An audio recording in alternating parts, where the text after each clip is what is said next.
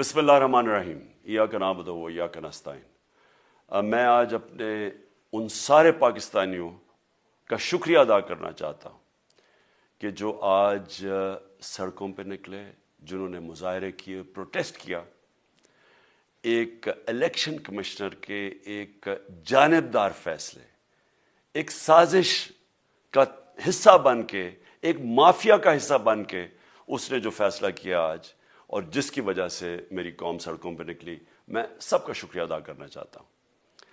پہلے تو میں اپنی قوم کے سامنے یہ رکھنا چاہتا ہوں یہ کیا فیصلہ ہے، یعنی یہ توشہ خانہ کیا چیز ہے۔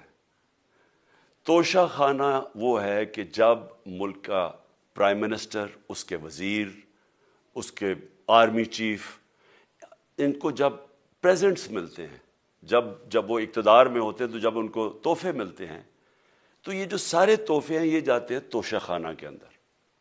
ایک پورا ریکارڈ ادھر قائم کیا جاتا ہے۔ اس توشہ خانہ سے ایک قانون کے تحت آپ فیصلہ کر سکتے ہیں کہ میں ایک آدھی قیمت، ہمارے دور میں آدھی قیمت ہم دے کے ہم وہ خرید سکتے ہیں وہاں سے۔ سارا ریکارڈ اس کا ہے پڑا ہوا توشہ خانہ میں۔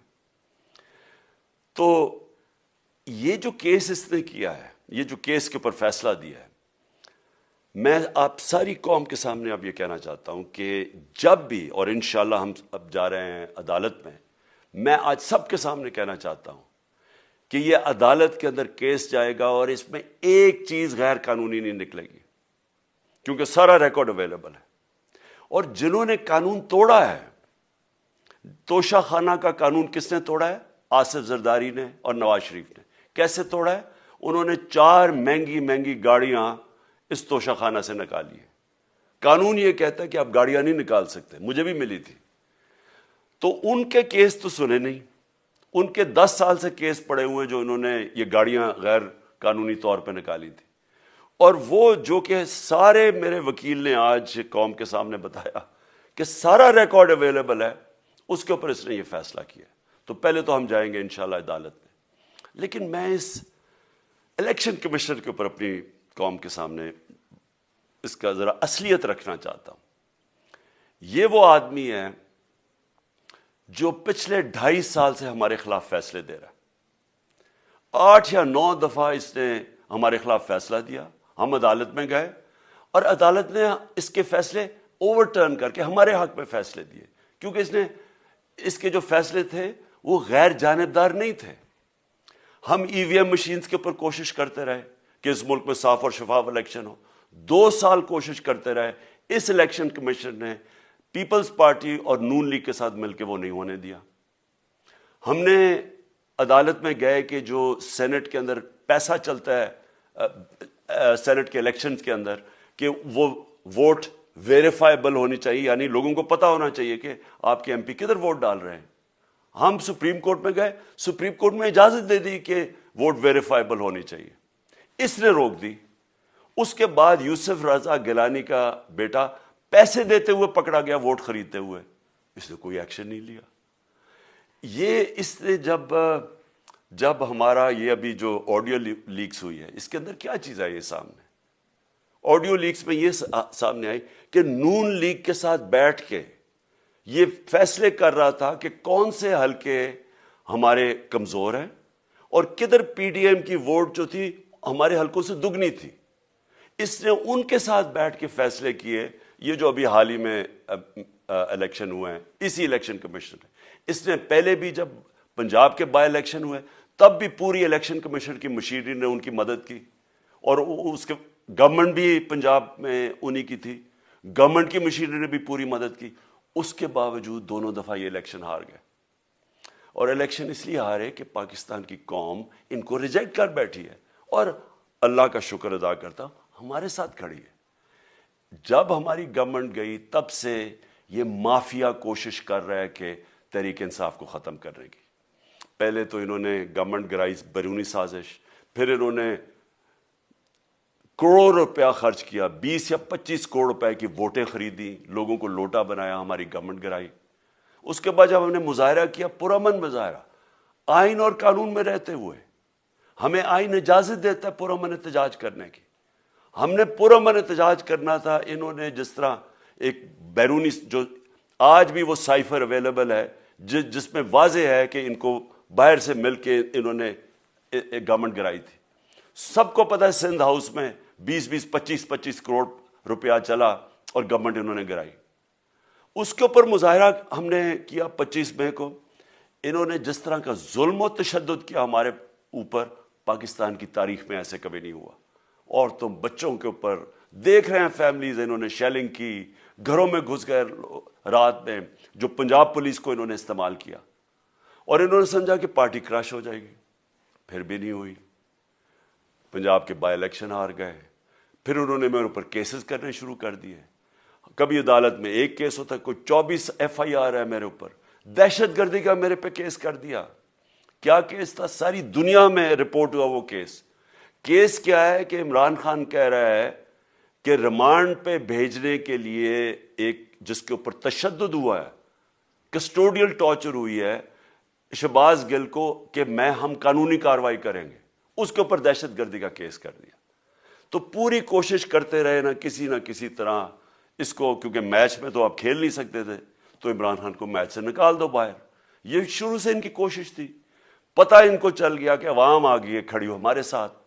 بڑے میں جلسے ہوئے ہیں, کبھی اتنے بڑے جلسے ہوئے ہی نہیں پاکستان میں.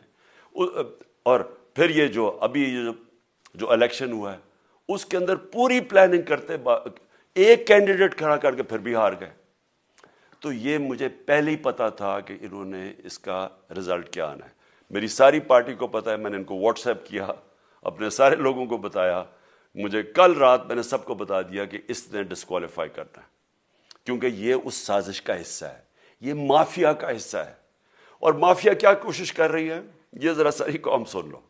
جو پاکستان کی سب سے بڑی پارٹی ہے, جو فیڈرل پارٹی ہے, باقی پارٹیز تو اب صوبائی پارٹیز رہ گئی ہیں, چھوٹی سکڑ کے ہو گئی ہیں فیملی پارٹیز.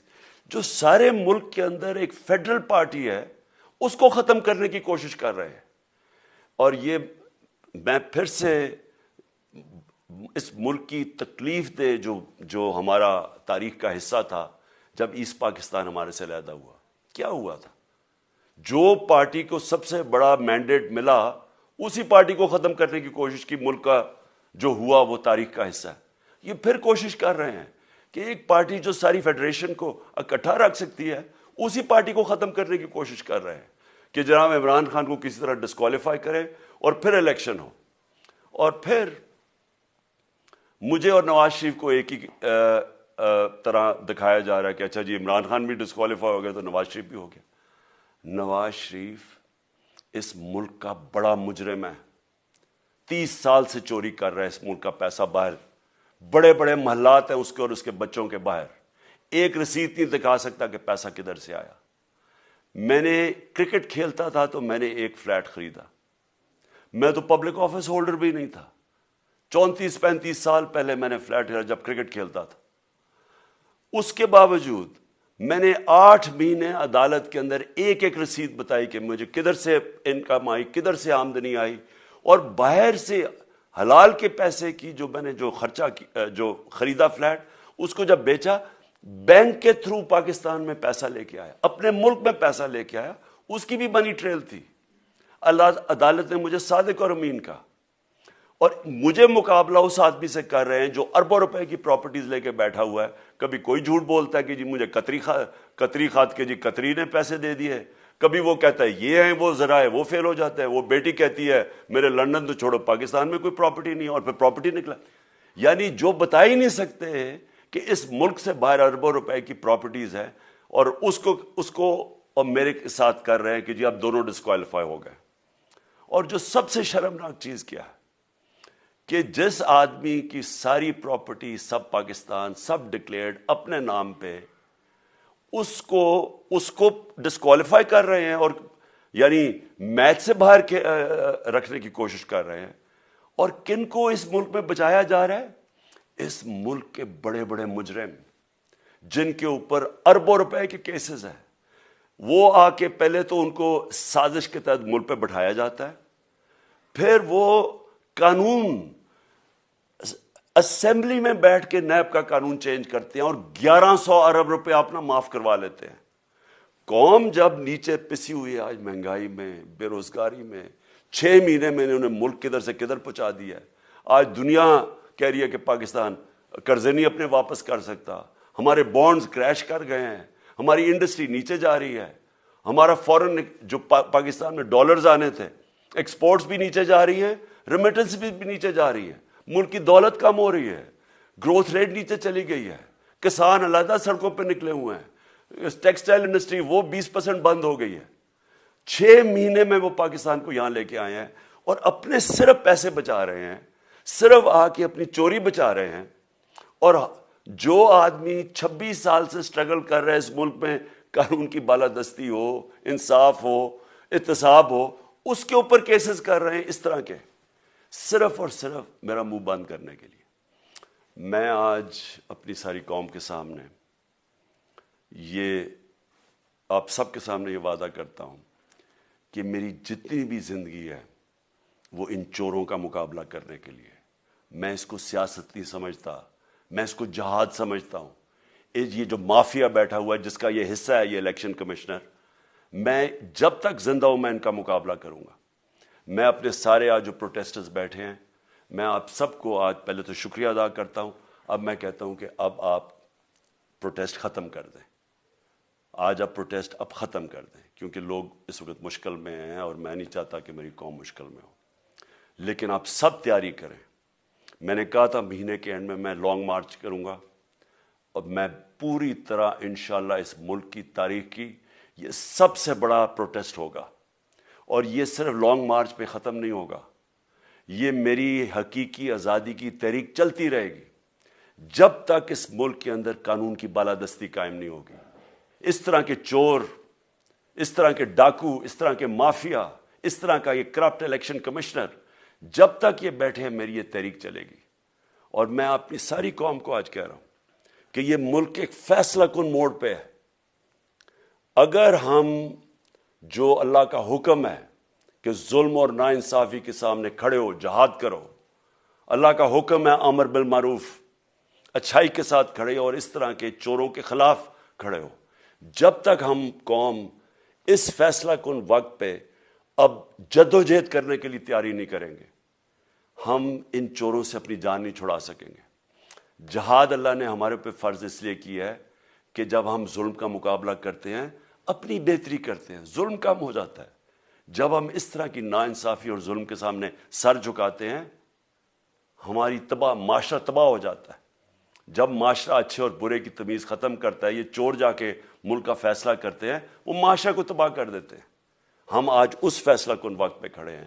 میں آپ کو کال دوں گا, پھر سے میں آپ کو کہوں, اور انشاءاللہ اس ملک کی تاریخ کی یہ سب سے بڑا مظاہرہ ہوگا, یہ سب سے بڑی پروٹیسٹ موومنٹ ہوگی, اور یہ رکے گی نہیں. اب یہ جب تک ہم اس ملک کو حقیقی طور پہ آزاد نہیں کرتے, یہ میری پروٹیسٹ موومنٹ اب چلتی رہے گی. پاکستان زندہ باد.